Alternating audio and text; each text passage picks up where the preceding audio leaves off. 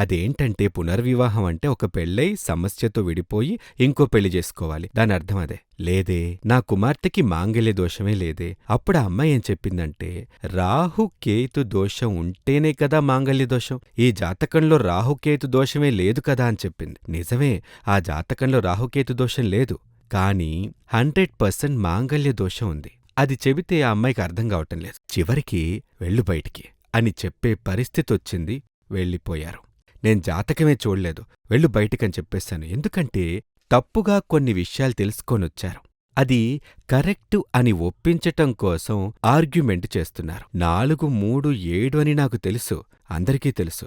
ఒక వ్యక్తొచ్చి లేదు 4, 3, 8 అని చెప్తే మనకి కోపమొస్తుందా లేదా? అదే జరిగింది. సరే, ఈరోజు మన సబ్జెక్టుకొస్తే ఇలా చాలామంది అదేంటంటే నిజమైన మాంగల్య దోషం అంటే ఏంటి అని తెలియకుండానే చాలామందున్నారు.